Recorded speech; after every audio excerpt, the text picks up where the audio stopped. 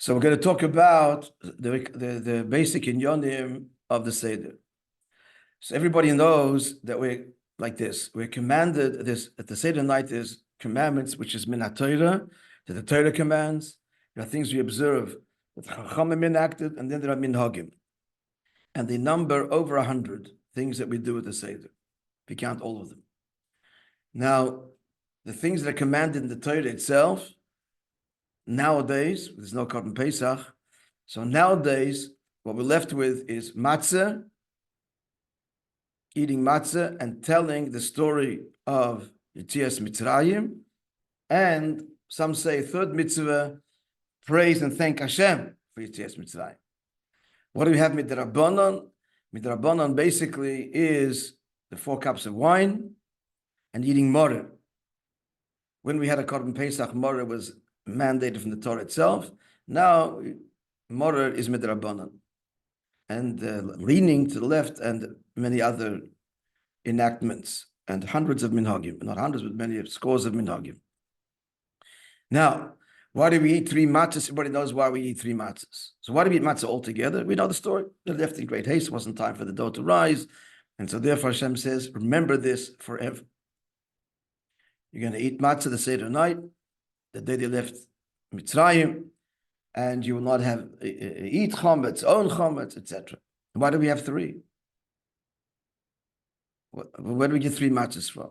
So the answer is many answers. The simplest answer is because that's the minimum requirement. First of all, you need 2. It's Yontif. And Yontif, you need Lechem Mishnah. Why do you need Lechem Mishnah on Yontif? Because a double portion of manna fell in the desert on Erev Shabbos and Erev Yom Tov. So every Shabbos and every Yom Tov, we have 2 breads. So you're starting with 2. Why do you have a third? Because we're going to break one of the matzahs, because we're going to tell the story over a broken matzah, because a poor person, lechem oini, it's called lechem oini. Oini also means oine, to answer. We answer questions over this matzah. But oini, first and foremost, means poor. And a poor person does what? Never eats all his provisions. He puts away for later. So since we're going to break one of the matzahs very early in the Seder by Magid, so when it comes to actually eating them, if we're going to start with 2, I'm not going to have 2 whole breads like you're supposed to have. You have to have Lechem Mishnah. Lechem Mishnah means double bread. This is poor man's bread. It's bread. So in order to facilitate, every time you make the bracha, we're going to be left with 2 whole matzahs. Since we're breaking 1, you have to start with 3. That's the simple reason why. There's many other reasons too, obviously, as we'll see, learn also here today and next week. Be'ez Hashem. That's a simple reason. Why 4 cups of wine? The Torah does not say to drink wine. It's all chachamim. Why do they masakin it? So there are many answers. The basic answer is right in front of you. The reason the chachamim enacted we should have 4 cups of wine, because they wanted us at the Seder to remember. It's underlined on the page in front of you. Do you have the page? Yeah. You have on your phone? Good. Or there's also hard paper here. It's easier. Okay. So this is from Parshas Va'era. Listen up, let me give you the context. The context here is Moishe Rabbeinu comes complaining to God. You sent me to redeem the Yidden, and it's gotten worse. Why do you deal badly with your people? And Eibishter tells Moishe Rabbeinu, that's because in essence, we are going out of Mitzrayim, we're going to merit a revelation that the forefathers didn't have. Okay, just listen up because this is not on your page. They only knew me as all-powerful God or creator. But you, now starting with Yetzias Mitzrayim and Matan Torah, you are going to know me in my infinite revelation. My name, Yud Kei Vav Kei, they were not privy to. They knew me as creator, divine designer. You will know me as the infinite God beyond creator. And this will be revealed with the giving of the Torah and invested in Torah.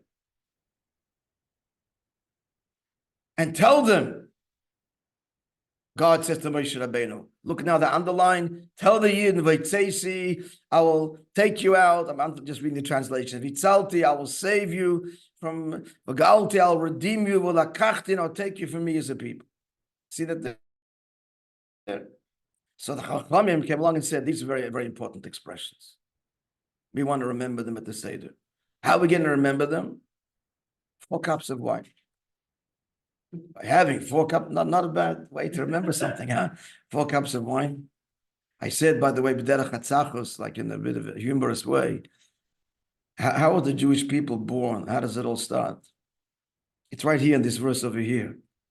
This was said before the actual Yetzias Mitzrayim, before there was a matzah in the world, before anything. Moishe already conveyed these words, and these words, it turns out, convey 4 cups of wine, right? So how does it all begin? How does the Jewish people begin? This is the birth, the very first thing. The very first thing is sit together with a little l'chaim in Jewish unity and to bring out a little bit the neshama. That's how you're born. This is the birth right here. This is the very first instruction or message of Hashem to Moishe. Tell the Yidden they're laboring in slavery. The whole beginning starts with these 4 words. So the Chacham came along and they said, we want to remember them. So how are we going to remember them? We're going to have 4 cups of wine. That's the simple answer. So the Mordechai was a famous Rishon, a famous scholar, famous halachic authority. He's printed in the back of every standard Gemara. He asked, what I'm telling you is a medrash actually. It's a Shalmi, it's a medrash. He asked, he doesn't really understand this explanation at all. Because if the objective of the Chachamim is to remember these 4 expressions, you do not enact 4 cups of wine. What do? You say, have 4 matzahs. 3 we need for the reasons I told you. Now I'll have a 4th. And why 4 matzahs? 4 expressions. In other words, you have no license. The Chacham do not enact anything radical more than absolutely necessary. Where do they get the license to enact a whole new? It's a very nice thing. 4 cups of wine. We're not complaining.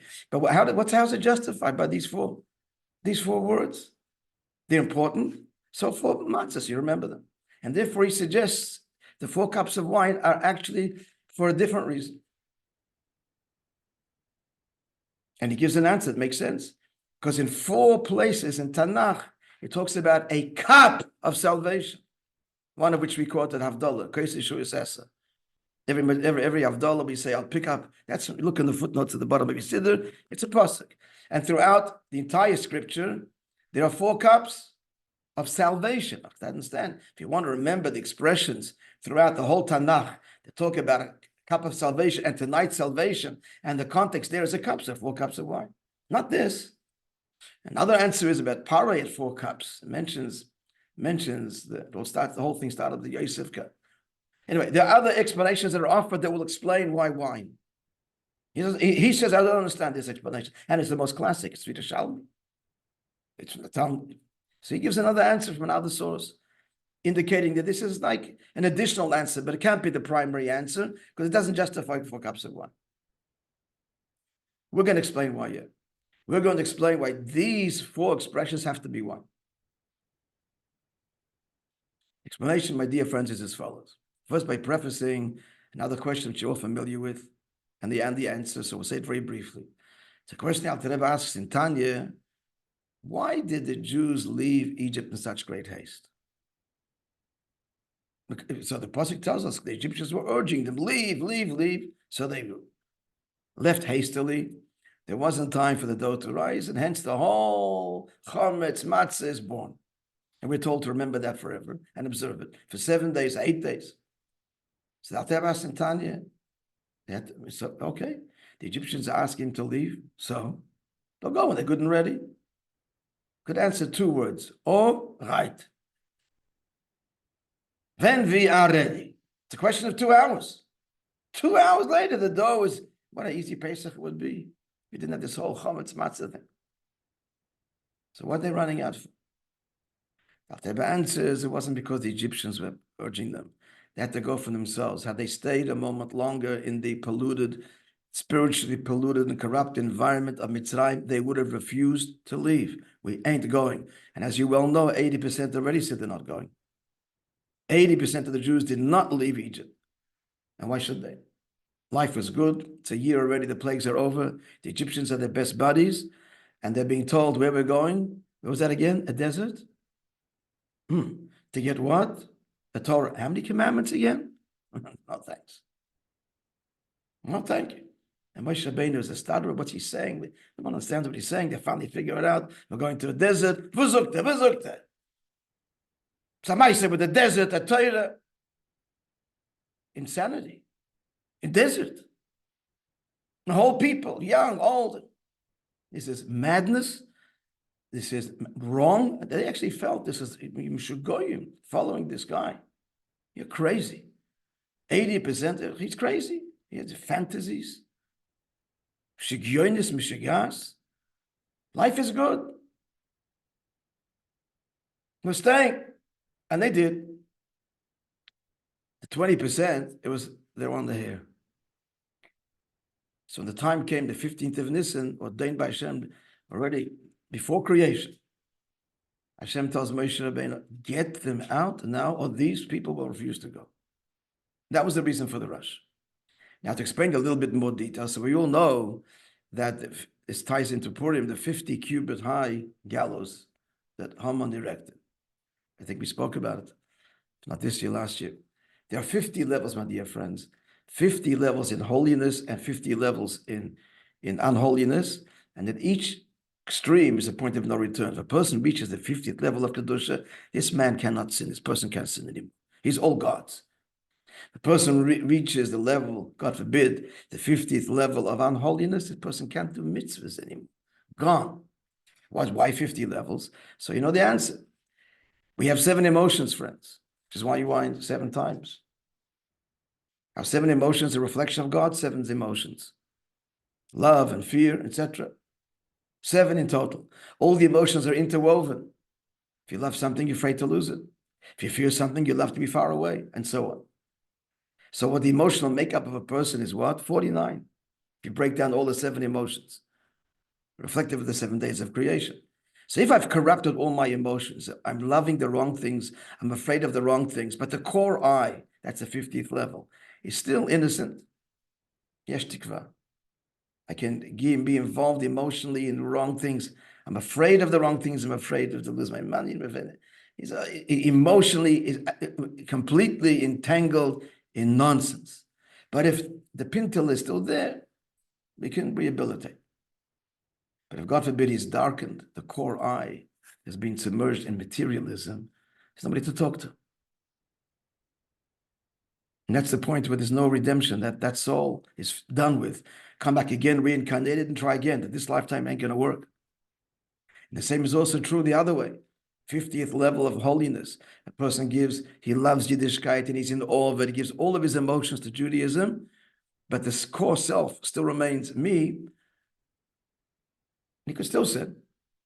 The I, the core ego, is still, he claims title to, it's still me. It's I love Yiddishkeit. Well, you could also love other things too. But if a person gives the I, that's the 50th level. My I is yours. I'm all yours, finished.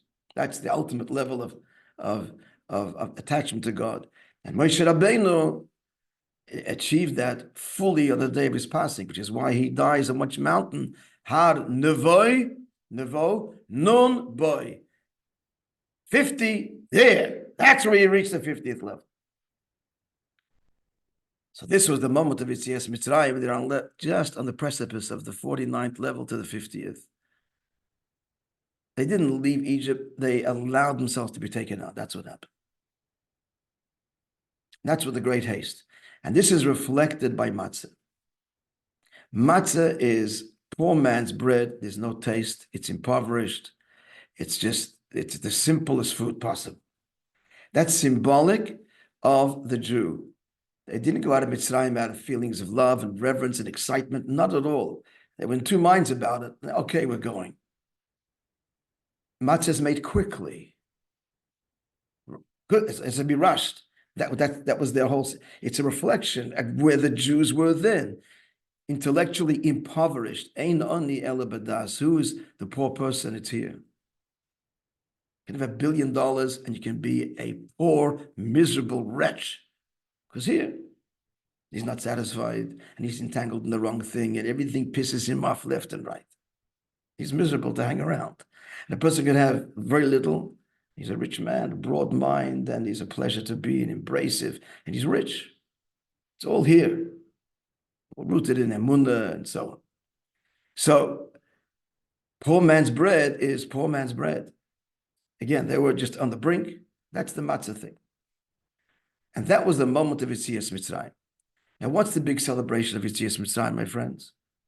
The big celebration is that Hashem says, no Jew, I will not allow this, ever, from this point further, will ever sink to the 50th level. The pintle is going to remain. It can be impoverished and poor and corrupted and all the emotions entangled, and you are going to remain at the core pure. I'm a Yid, that's forever. That's what we're celebrating on Pesach. This could never happen again. That's what we tell the wicked person. Remember, had you been there, we tell the Rosh, you wouldn't have been redeemed. But you're not there. We're all post Yetzias Mitzrayim. You're the same Jew as me. It's a very positive answer to the wicked son, which on the surface seems to be a very negative answer. Looks like we're slamming your door in his face. Had you been there, you wouldn't have been redeemed. It's not the way you say it. It's, my dear child, you're saying you and not me. You're trying to exclude yourself. Not going to help you, sweetheart. Back then it worked. You could resign, not part of the Jewish people. But now we're post Exodus. You're the same Yid as me. That's really the way. That's how we're answering the wicked son. So Pesach is celebrating, listen carefully. Pesach is celebrating the eternal identity of the Jewish people, that spark can never be extinguished. I am a Yid. Clear? So along come the Chachamim, and Chachamim came along and said, it's all very good. It's all very true. And that's the essence of celebration. I'm a Jew. And you're a Jew, and you're a Jew, all equal. But this is not enough. This is the beginning of a process. We need to reveal our Jewishness. We need to express it. The whole point of I am a Jew is to stand at Sinai and enter into a covenant with God and live Jewishly and light up the world with the message of Sinai, of Torah. So the Chacham said, we want you to remember this tonight already. Tonight already know where this is going. This is not just I'm a Jew. Freedom. And no one can enslave my Jewishness ever again, to put this in different words. That's the foundation. But don't stop here. Don't be satisfied. This must begin a process of which we need to engage in to express our Jewishness, live Jewishness. You know, they say a joke, it's a joke, whatever. Yeah. People, I'm a Jew in the heart, it's enough. You know, not a healthy thing to load up everything on the heart. You know, if you express it, the hands and feet, it's not good, it's not healthy. I mean, spiritually. If you're just a Jewish in heart and you repress it all, it leads to all kinds of mishigas. Psychological, emotional mishigas. And Jews are capable of the craziest stuff. Didn't take long after October 7th already. Now we have whole organizations, pro-Hamas. We say, I'm not to be believed. Protesting against Israel, what is Israel? Jews.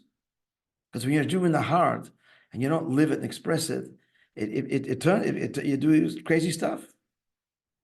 It's overload and expresses itself in mishigas, which without going into detail into that.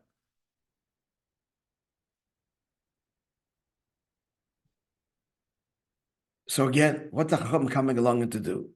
So the sages are coming along to say, Kindalach, I'm a Yid, I'm a Yid, I'm a Yid. Got to do something about it. That's not enough. So therefore, these four expressions are so critical. Let's look at them again and understand them. I'll take you out, I'll save you, I'll redeem you. And the fourth one, V'lakachti, I will take you to me as a people. There's a difference. The first three are leaving Egypt. Take you out, save you, redeem you. Take me to me as a people. What's that referring to? That's referring to giving of the Torah. First three, leave there. Fourth one, taking you to me, you're mine. Actually, as we all know, the giving of the Torah is a marriage, between us and Hashem, an eternal marriage. The way the Torah describes a marriage, it's the same words. Ki yikach ish isha. A man takes, doesn't mean by force. You can't marry a woman against her will. But it's without going to why this word is used, But that's the word to describe marriage. And it's certainly, we see in that context, I'm taking you to me as a people. So the Chachamim want what? That we should know why these four expressions are so important. I mean, there's many expressions, like the Mordechai said, the cup of salvation, but the Yerushalmi says that they're all also part of the intent. But the Yerushalmi is the most primary text. The main thing, the main reason, there's levels and levels and reasons. The main reason for the Dalet Koises is to remember these four expressions, because the Chachamim want already tonight to know where this is going. Not enough, I'm Jewish, and forever, no one can take that away ever. It's got to lead to Sinai. It's got to lead to renewal of the covenant. Let's be aware of this now already. Pesach leads to Shavuos. It's really one long yontif, really. Connected by 49 days, the counting of the Omer. You want to be aware of this already at the Seder night. So that's why that answers why these four expressions are so critical. Because it's pointing to the whole objective of Yetzias Mitzrayim. And let's not forget it. Let's remember it tonight. Now, why wine? So make 4 matzahs. 4 matzahs. If you look at the table for matzahs, everybody's going to say, the kid's going to ask, why 4 matzahs? Why not lechem mishnah? Why not 2? 3 you need because we're going to break it. And the 4th one, the 4 expressions. Mission accomplished. So the answer is no. Matzah cannot be the symbol to remember what we're out to accomplish. Matzah is the opposite.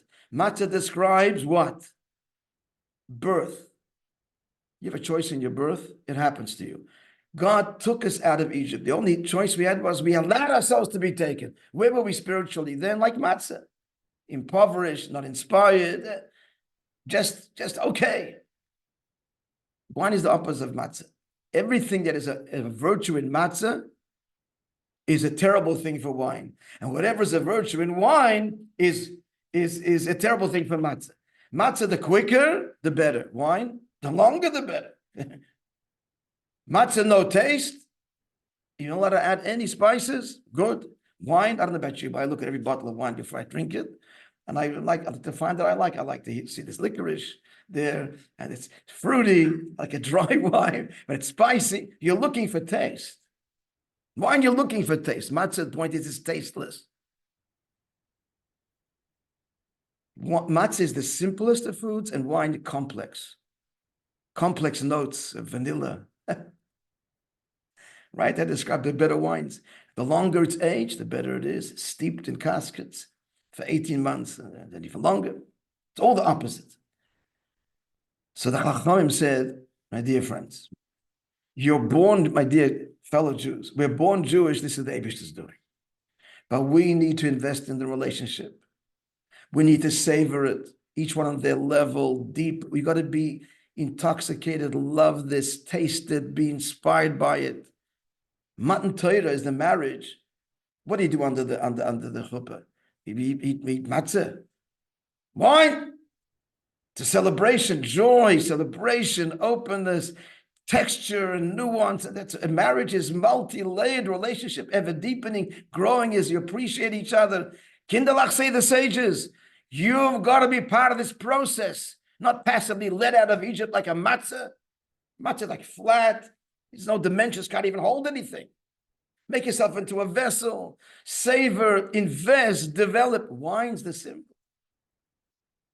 If you want to remember and be aware of where this is all going Seder night,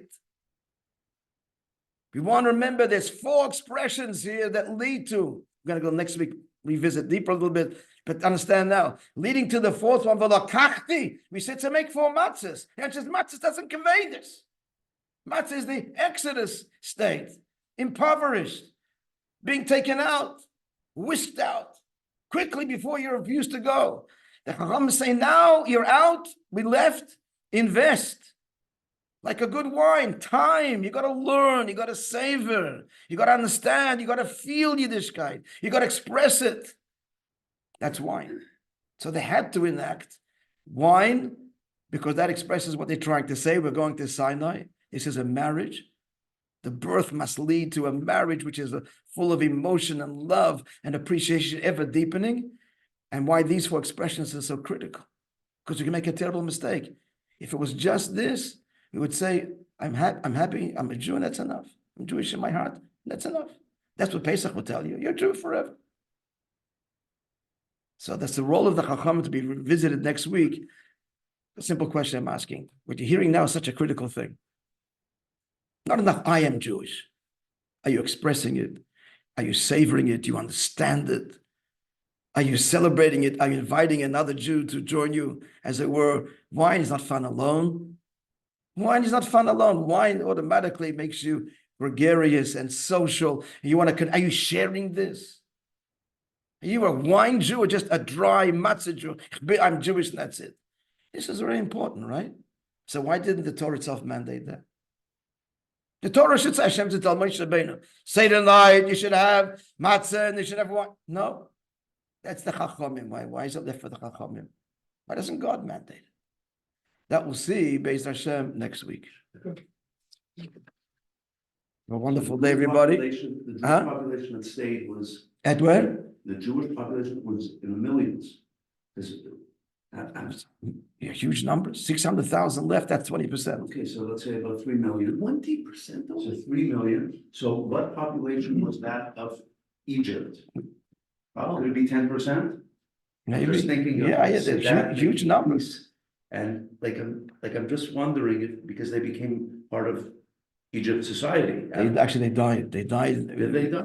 The plague of darkness. One of the reasons for the plague of darkness, because it's a shanda. The Jews didn't want to go. And the Egyptians were saying, so the plague of darkness, because it's a strange plague. Well, what's the point? They shouldn't see how these people died and were buried. Commander. Maybe they died spiritually. And they died spiritually, but they're reincarnated. Later generations, they had their redemption.